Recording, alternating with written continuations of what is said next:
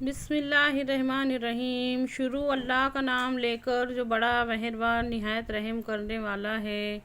تمام تعریفیں اس اللہ عز و جل کے لیے لائق و زیبا ہے جو سارے جہاں کا بنانے والا اور اس کو پالنے والا ہے، اور درود و سلام ہوں اس کے آخری نبی حضرت محمد مصطفیٰ صلی اللہ علیہ وسلم پر۔ اچھی طرح سے دھیان دے کر سنیے ان باتوں کو اور اینڈ تک سنیے، اللہ کے واسطے اچھی طرح سے دھیان دیجیے۔ اللہ کو بھی ماننا ہے اور اللہ تعالیٰ کے حکموں کو بھی ماننا ہے۔ مطلب کیا ہے اس کا؟ اللہ کو بھی ماننا ہے، اللہ تعالیٰ کو بھی ماننا ہے اور اس کے حکموں کو بھی ماننا ہے۔ وہ لوگ جو زمانے جاہلیت میں تھے وہ برائی میں لت پت پڑے ہوئے تھے، ان کے اندر ہر طرح کی برائی تھی، ہمارے نبی پاک صلی اللہ علیہ وسلم جب کلمہ حق لے کر کھڑے ہوئے، جب دعوت حق لے کر کھڑے ہوئے، تو جو آپ صلی اللہ علیہ وسلم کی دعوت پر لبیک کہتا، آپ صلی اللہ علیہ وسلم کی دعوت قبول کرتا، اشہد ان لا الہ الا اللہ و اشہد ان محمد عبدہ رسولہ، میں گواہی دیتا ہوں اللہ کے سوا کوئی معبود نہیں، یا پھر میں گواہی دیتی ہوں کہ میں اللہ کے سوا کوئی معبود نہیں اور محمد صلی اللہ علیہ وسلم اللہ کے بندے اور ان کے رسول ہیں۔ اب اس کے بعد ان پر یہ فرض ہو جاتا کہ پہلے اگرچہ وہ بت پرست تھا تو ابھی وہ بت پرستی چھوڑ دے گا، صرف اور صرف اللہ کی عبادت کرے گا۔ پہلے وہ زانی تھا، پہلے وہ شرابی تھا، تو اسلام میں آ جانے کے بعد، کلمہ پڑھ لینے کے بعد وہ زناکاری چھوڑ دے گا، وہ شراب چھوڑ دے گا۔ پہلے وہ دھوکے باز تھا، پہلے وہ جو کچھ بھی کرتا تھا، اسلام میں آنے کے بعد، کلمہ پڑھنے کے بعد وہ یہ سب چھوڑ دے گا۔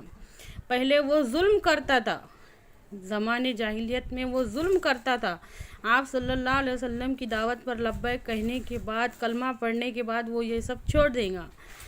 پہلے وہ جو دھوکے دیتا تھا، بعد میں وہ دھوکے نہیں دیں گا آپ صلی اللہ علیہ وسلم پر کلمہ پڑھنے کے بعد۔ زمانے جاہلیت میں جو بھی برائی میں ملوث تھے، آپ صلی اللہ علیہ وسلم کی دعوت پر لبیک کہنے کے بعد، کلمہ پڑھنے کے بعد، ہر وہ برائی کو چھوڑ دیں گا۔ اچھی طرح سے سمجھیے اس بات کو، اس ڈیفرنس کا، اس فرق کا، یہ جو فرق ہے اس فرق کا نام اسلام ہے۔ پہلے لوگ جو زمانے جاہلیت میں تھے، آپ صلی اللہ علیہ وسلم کی دعوت پر لبیک کہنے کے بعد، حق کا کلمہ پڑھنے کے بعد وہ یہ سب چھوڑ دیں گے۔ ہمارا کیسا ایمان ہے، اللہ رحم کرے ہمارے اوپر۔ ہم کلمہ بھی پڑھتے، ہم آپ صلی اللہ علیہ وسلم کی دعوت پر لبیک بھی کہتے، اور سوچو صرف زبان سے یہ اقرار کر لینا کہ ہم مانتے، یہ نہیں، اللہ کے حکموں کو ماننا پڑے گا، اس کے اوپر عمل کرنا پڑے گا۔ اللہ کے واسطے اچھی طرح سے اس بات کو سمجھیے، جو بھی زمانے جاہلیت میں ہوتا تھا، ہمارے نبی صلی اللہ علیہ وسلم کی دعوت پر لبیک کہنے کے بعد، آپ کلمہ پڑھنے کے بعد، وہ سب، اور صحابہ رضی اللہ تعالیٰ نے عمل کر کے بتائے، برائی کو بھلائی میں بدل کے بتائے۔ آج ہمارے اندر وہ پاور نہیں ہے، اللہ کے واسطے بات پر دھیان دو۔ ہمارے سب کے دل کی یہ خواہش ہے کہ ہمارے بچے کو، ہم اتنا سا کانٹا چبھنا برداشت نہیں کرتے، نہ خود کو چبھے نہ ہمارے بچوں کو چبھے۔ اچھی طرح سے سمجھو، عمل کے اوپر غور نہیں کرتے، ہمارے عمل کیسے کافرانہ عمل ہے۔ اللہ کے واسطے غور کرو، یہ فرق تھا اسلام کا۔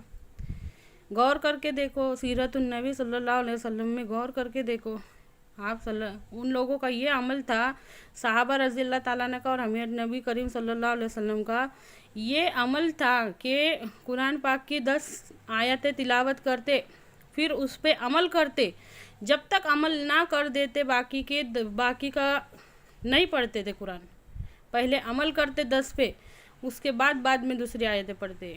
اللہ کے واسطے غور کر دو، ہمارا عمل بہت تھوڑا ہے، ہم معاملات میں پیچھے، ہم معاشرات میں پیچھے، ہم عبادات میں پیچھے، ہم اخلاق میں پیچھے، ہر بات میں پیچھے۔ یہ وجہ ہے کہ آج مسلمان ذلیل ہے۔